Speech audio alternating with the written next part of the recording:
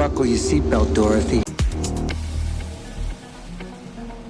How can you truly enjoy the meal unless you know the flavor? Welcome back, ABL fans. This is Big Earl, your trusted voice in Action Baseball League analysis, coming at you with our 9th installment of Deep Dive 25. Watch out for the sharp analysis, because we're about to slice, dice, and dissect all the nuances of this great league. A tip of the cap to the beat writer of the Chicago Tribune for your insightful commentary, laced with humor and deep analysis. Your reporting, brimming with wit and thorough understanding, perfectly captures the essence of the team's journey through the season. Okay, ABL fanatics, let's do this. Whether it's the Central workhorses, the Western wildcards, or the Eastern powerhouses, we're covering it all. See it for yourself. The Chicago Fire in the Central Division of the NBC, a team that's become a steady force in the league. Anchored by a front office that harmonizes like a well-oiled symphony and a GM with a shrewd eye for strategic plays, this team is a dark horse in the making. Watch closely, folks. The Fire's blend of seasoned talent and emerging stars, coupled with their savvy financial play, means they're playing a game that's as deep as a Chicago deep dish pizza. If you're one of those folks who can't get enough of the nitty-gritty, the ins and outs, the ups and downs of ABL baseball, then this deep dive is for you. It's like opening a box of Cracker Jacks. You never know what treasure you're gonna find. Grab a Chicago-style hot dog, no ketchup please, and tune up that blues guitar, because we're diving into a squad as layered and dynamic as Chicago's iconic jazz clubs and towering skyline. Question 1. How does the owner's personality and negotiation style influence the team's culture and performance? Chicago Fire's front office, where normal is the new eccentric. In the NBC Central Division, the Windy Cities, Chicago Fire is cooking up something that's less deep dish drama and more meat and potatoes baseball. At the helm is Art Roy, a guy so normal he makes vanilla seem exotic.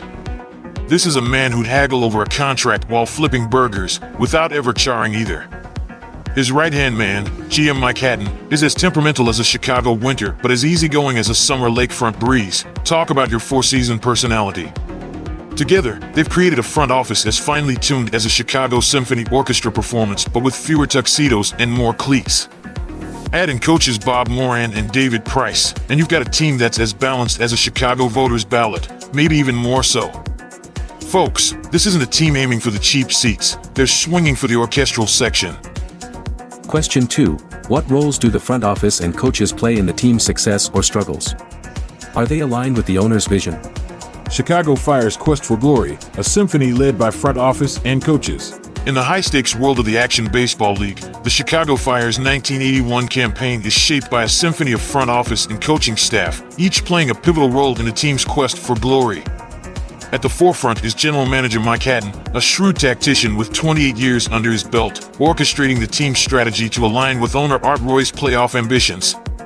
Team trainer Ignacio Martinez, the guardian against the perils of a long season, brings a decent reputation to manage player health. In the dugout, hitting coach Bob Moran provides stable, conventional leadership, while pitching coach David Price leverages the finesse-focused strategy, echoing the team's nuanced approach. Base coaches Willie Gutierrez and Kevin Durrance are the unsung heroes, crucial in the heat of game situations. Together, this ensemble, harmonizing with Roy's demanding yet hands-off vision, forms the backbone of a franchise striving to turn aspirations into a triumphant reality on the diamond. Question 3. How does the team's financial health reflect in its performance? Dollars and diamonds, Chicago Fire's financial formula. In the ledger of life in baseball, the Chicago Fire's books read like a finance major's dream and a fan's season ticket to happiness. Operating on an $8.5 million payroll within a $10.7 million budget, they're the Wall Street traders of the NBC Central, savvy but not reckless. With a total revenue just shy of their payroll at $7.2 million, they're not rolling in dough, but they're not scraping pennies either. Their diversified portfolio includes season ticket sales that could fill the Art Institute and media revenue that says, hey, we're must-see TV. And let's not forget the fans, who packed the stadium to 97.28% capacity in the Windy City. That's not just good, it's an aldermanic endorsement. So, are they getting a bang for their buck? Let's just say they're hitting financial singles and doubles consistently enough to keep the scoreboard ticking and the fans clicking through the turnstiles. Question 4. How has fan interest evolved over time, and what does it mean for the team's revenue and player acquisitions? A steady flame, Chicago Fire's decade of fan interest fuels financial playmaking. The Chicago Fire, where fan interest is as steady as a reliable middle reliever, not necessarily your closer, but the guy you trust to keep the game within reach.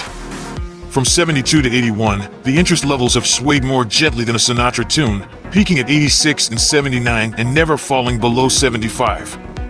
This isn't a flash mob, it's a committed relationship. And what does that mean for the coffers? Picture nearly 18,000 fans routinely piling into an 18,500-seat stadium, each one practically laying a brick of the $440,776 in gate revenue and $126,070 in merch sales. Add in season ticket sales, the bread and butter at $3.3 million, and you've got a financial cushion plusher than a Chicago deep dish crust. This stability translates into a payroll of $8.5 million and a trade kitty of $3.3 million, giving the Fire the wherewithal to acquire talent without triggering a budgetary inferno. But let's face it, folks, while steadiness pays the bills, it's the sizzle that sells the steak.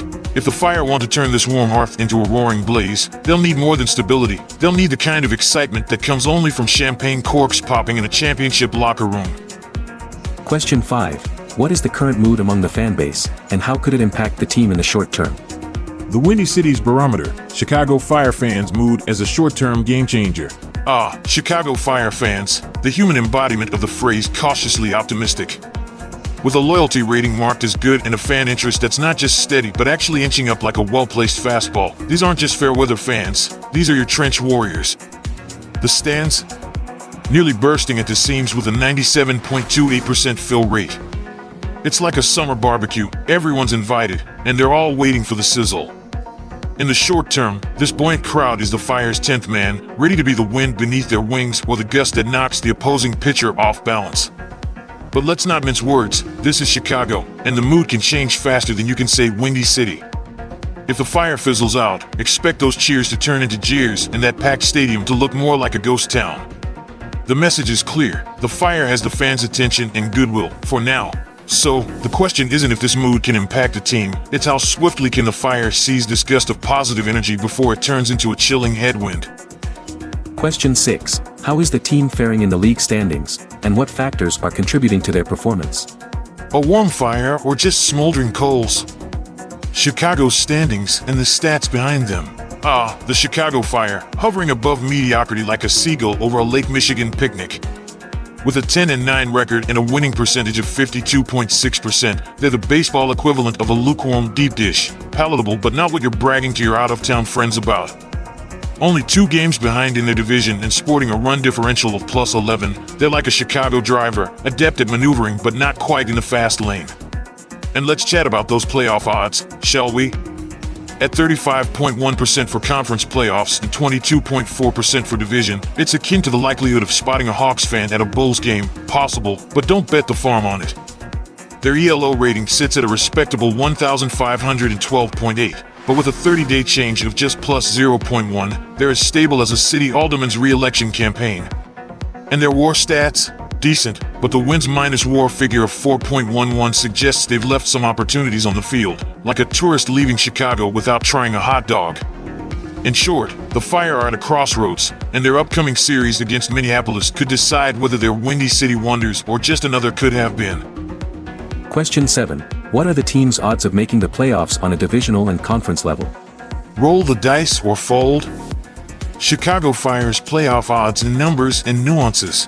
The Chicago Fire's playoff odds, numbers that dance between hope and heartbreak like a bride and groom's first awkward shuffle. Sitting at a 22.4% chance for divisional glory and a slightly more comforting 35.1% for the broader conference, they're the baseball equivalent of a roulette spin. You wouldn't bet the kids' college fund on it, but you might toss in a few chips.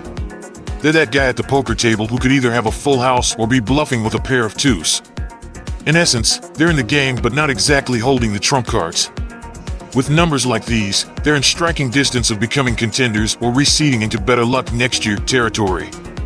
In the fickle world of baseball, where a gust of wind can turn a fly ball into a home run, these odds are as stable as Chicago weather, which is to say, don't like the odds. Just wait a series or 2. They might change. Question 8. How do base runs and ELO ratings paint a picture of the team's true strengths and weaknesses? Steady as she goes or stuck in neutral? Decoding Chicago Fire through base runs and ELO ratings. The Chicago Fire, a team as predictably solid as a Chicago hot dog, no ketchup, all substance. With actual and expected base runs almost mirror matching at 94-92 for runs scored and 83-81 for runs allowed, they're hitting their statistical marks like a seasoned blues musician hits the right notes, skillfully but without surprising anyone. An ELO rating of 1,512.8, just a smidge above the league average, tells the same tale. They're like that trusty L train that reliably gets you to your destination but won't break any speed records. The base runs suggest they've got the bases covered, no glaring holes but no fireworks either. The ELO rating, with a measly 30-day change of plus 0.1, confirms they're as stable as a daily in a Chicago election, but without the flair for dramatic change. So, what's the scoop, Windy City? You've got a team as balanced as your famous architecture, but if you're aiming for the skyscrapers of ABL success, you might need a little more than statistical steadiness. Question 9. What does the team's WAR indicate about its most valuable players? A balanced battlefield. What the Fire's WAR tells us about their lineup and mound.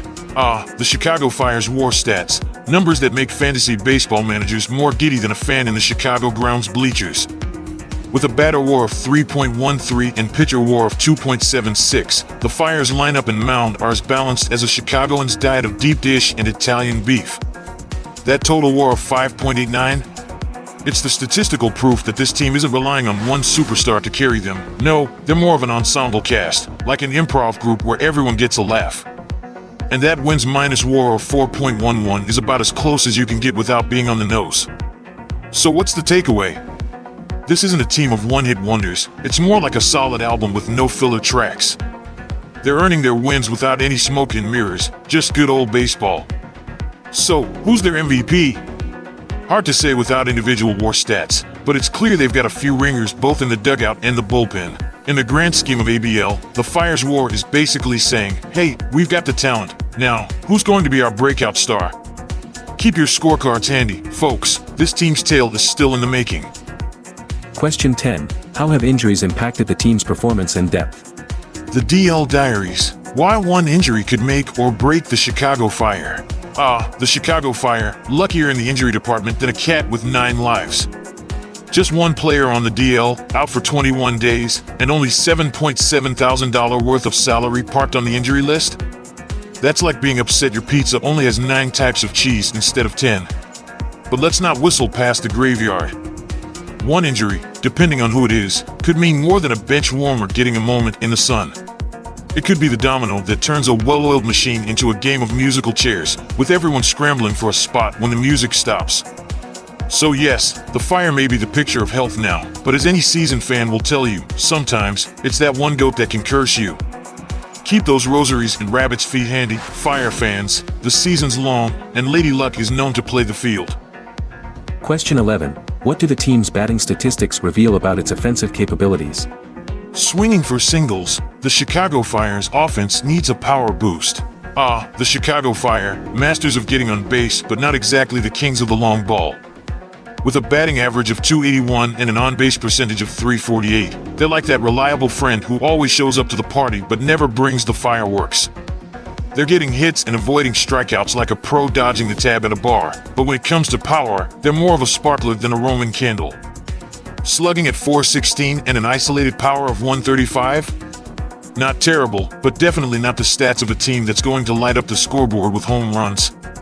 So, the Fire have their base-running shoes on, but if they really want to race to the top of the ABL, they might need to trade in those sneakers for some rocket boots. Question 12. How does the pitching staff stack up against divisional and conference competition? In the zone or near the walk? Chicago Fire's pitching story. The Chicago Fire's pitching staff is like that reliable family sedan, gets you from point A to B, but won't win any drag races. With an ERA of 4.29 and FIP at 3.9, they're not setting the world on fire, but they're not a dumpster fire either. They're striking out 18% of the batters they face while giving free passes about 9% of the time, a classic case of a double-edged sword. Good news? They keep the ball on the ground with a 52.1% ground ball rate, and they're stingy about giving up home runs, sporting a 7.6% HR/FB ratio. In a nutshell, the Fire's pitching staff can throw strikes, induce grounders, and keep the ball in the park, but they could use a lesson or two in avoiding walks. It's like a veteran pitcher who knows the ropes but could use an extra pitch in his repertoire.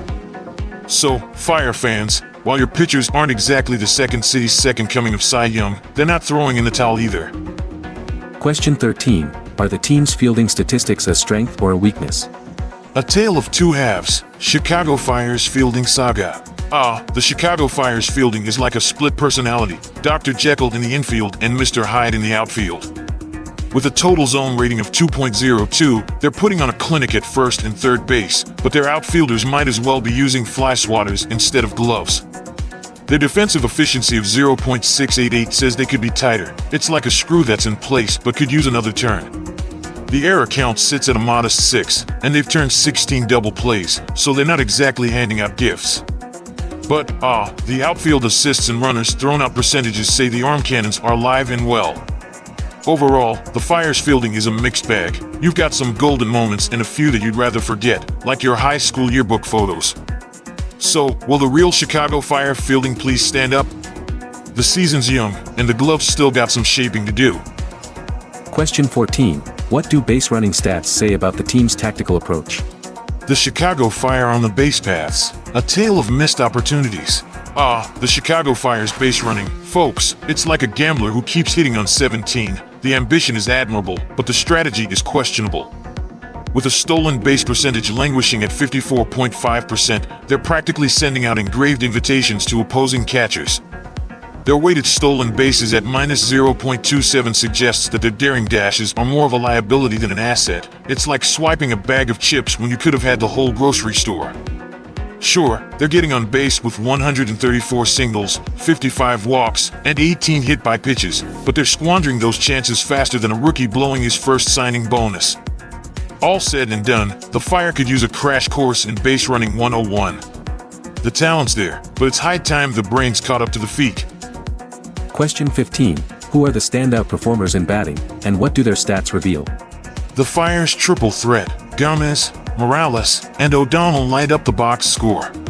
Folks, the Chicago Fire's lineup is like a rock band with 3 lead guitarists. Each one's got his own style, but boy, do they make sweet music together. First up, Sal Gomez, the batting virtuoso, hitting at a scorching .420 and boasting an OPS of 1.100. This guy's the Beethoven of the batter's box, turning fastballs into symphonies. Then you've got Miguel Morales, the power chord of the trio, smashing 4 home runs in just 18 games. He's the kind of guy who could make a ballpark look like a little league field.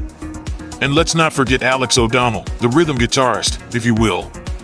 He keeps the tune going with a solid .318 average and a .930 OPS. Together, these guys are the meat of the Fire's batting order, each bringing a unique flair that makes pitchers sweat and fans cheer. But remember, even the Beatles needed Ringo. The rest of the lineup needs to find their beat to make this a real hit parade. Question 16. Who are the key figures in the pitching staff, and how do they influence games? The Fire's pitching trio, a symphony on the mound. If the Chicago Fire's starting rotation were a musical act, folks, Edgar Gonzalez would be the headliner, belting high notes with his stellar 2.505 ERA and striking a chord with an 83.33% LOB rate. This maestro knows how to control a game like Mozart controlled a piano. Then you've got Heriberto Jimenez, the steady bassist in the band. Sure, his ERA of 3.762 won't make your jaw drop, but a 4-1 record shows he knows how to play the hits when it counts. Last but not least, meet Alex Diaz, the drummer who sometimes misses a beat with a 4.500 ERA but shows flashes of brilliance, hinted at by his 3.960 xFIP. So, Chicago, get your tickets ready. This rotation is a show worth watching. But let's not forget, even the Rolling Stones needed more than just Mick, Keith, and Charlie. The question is, can the rest of the team keep up with these rock stars? Question 17. Who excels in base running and fielding, and how do they impact the game's outcome? The silent game changers, Cobb, Montalongo, and the glove maestros. Shane Cobb, at the ripe age of 35, is like your dad beating you at chess. He's still got it. a base running savant with a 100% steal rate and a third base guardian with a zone rating of 1.119. Cobb is the Swiss Army knife Chicago didn't know it needed. Mel Montalongo, our second base tactician, might only have one steal, but it's a flawless one, making him the unsung hero in tight games. And let's tip our hats to Xavier Granville and Miguel Martinez. Granville in right field is a human no-fly zone, while Martinez at shortstop is your reliable neighbor who always has the tool you need. These aren't your headline grabbers, folks, but they're the reason your favorite pitcher just threw a shutout where your team squeezed out that one-run win. Keep an eye on them, they're the behind-the-scenes Oscar winners of the Fire. Question 18. What does the team's age demographic reveal about its experience and future potential? Seasoned vets and rising stars, the Fire's age-wise game plan. Chicago Fire's age demographics are a baseball rendition of a buddy cop movie, where the grizzled veteran teams up with the young hotshot. With an average age of 29.2 in the majors, the Fire's roster is packed with seasoned pros who've seen more curves than a geometry teacher.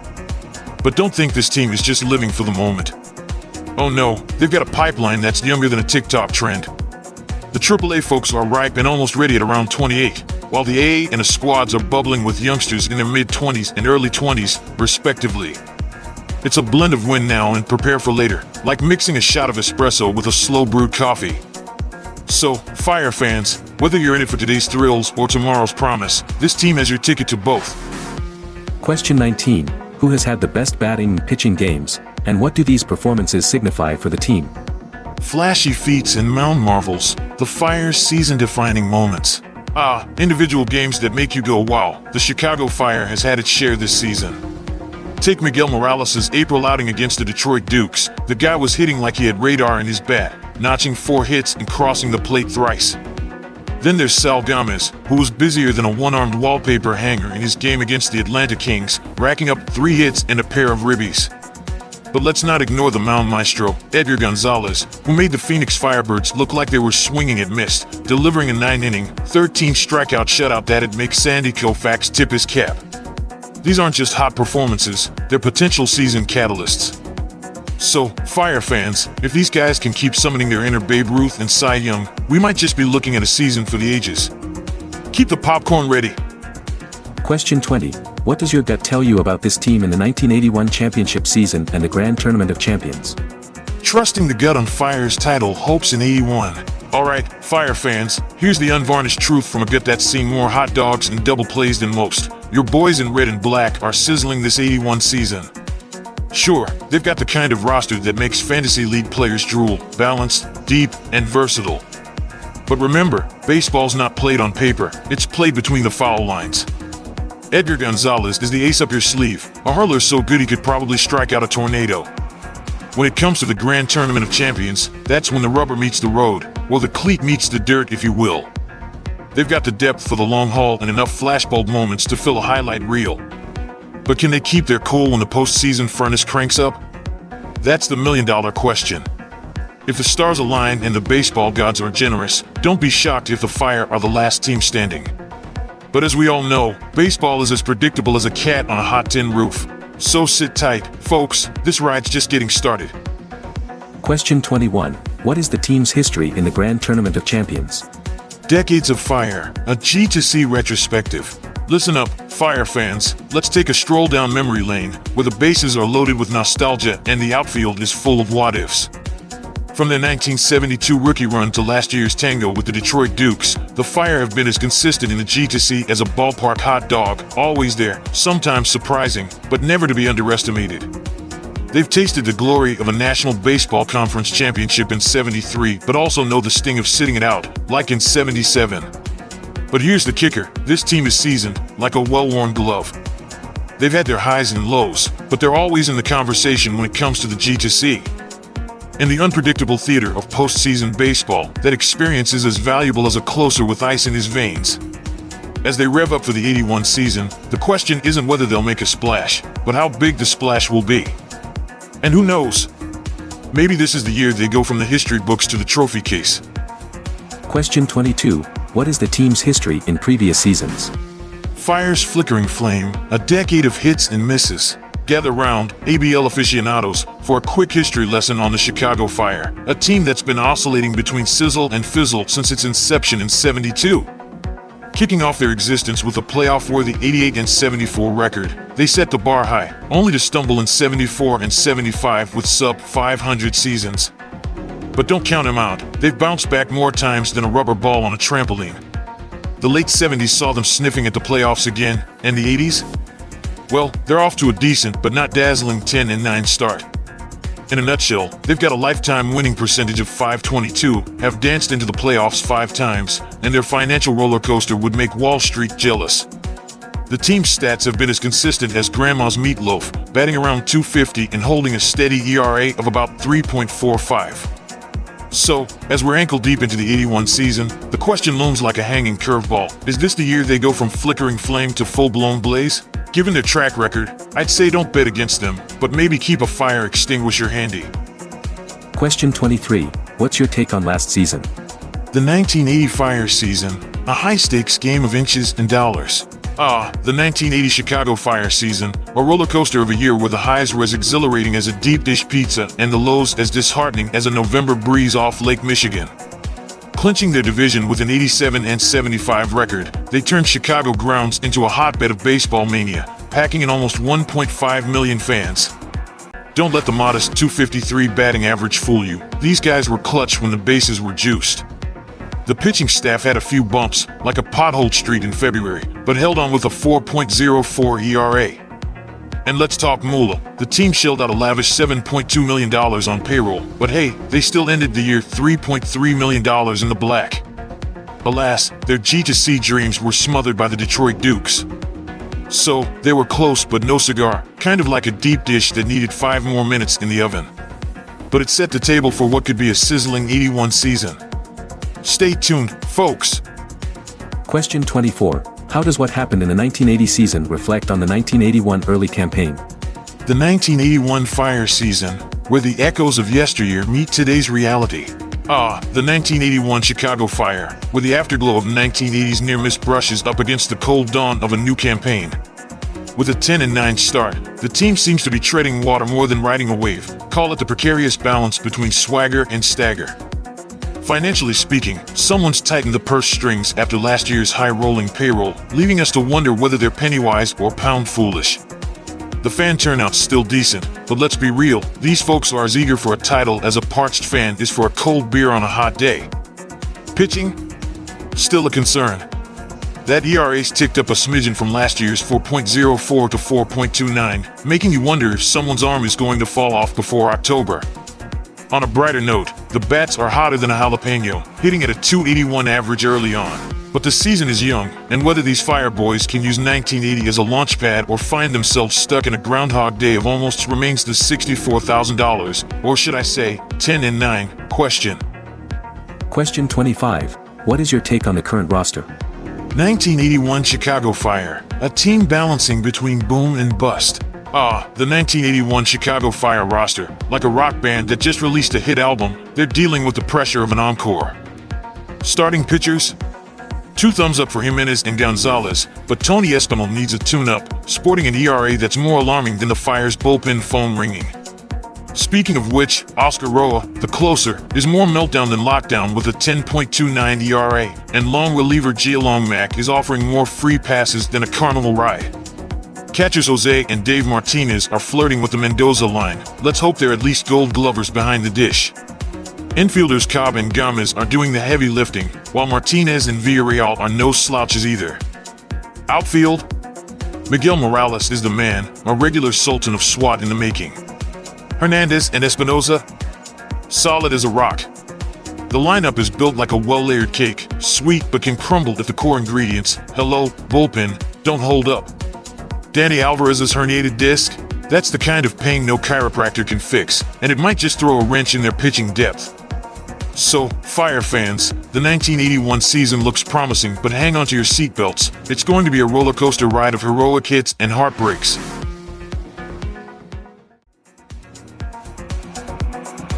Well, there you have it, your up-close and personal deep dive into the Chicago Fire. We've dissected their strengths, weaknesses, and everything in between. We've peeked into the owner's suite, dug into the dugout, and even scoped out the fans in the bleachers. And let me tell you, what a ride it's been. Like a well-pitched game, we've covered all the bases. But remember, baseball is a game of unpredictability. Just when you think you've got it figured out, it throws you a curveball. Ah, the Chicago Fire, a team maneuvering through the regular season with the precision of a Chicago Symphony Orchestra. But when it comes to the Grand Tournament of Champions, they've often played second fiddle. Will this be the year they conduct a masterful performance and take the spotlight, or will they remain an ensemble piece in the ABL's Grand Baseball Symphony? The Fire's tale is far from over, and the next chapter promises to be a page-turner. Big Earl here, folks. Keep your eyes peeled for future reports as we navigate through the twists and turns of another gripping ABL season. So, whether you're a fan of the Fire or just love the game, the best is yet to come. Until next time, this is the game. See it for yourself.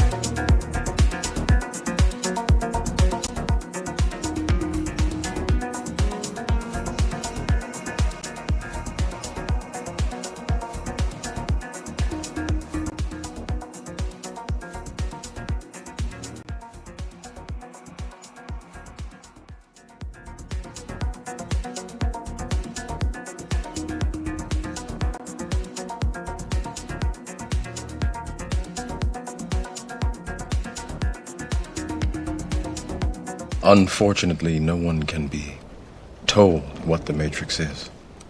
You have to see it for yourself.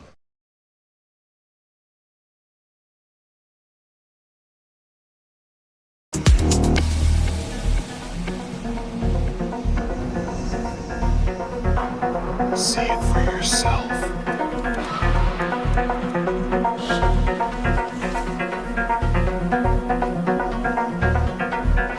How would you know the difference between the dream world and the real world?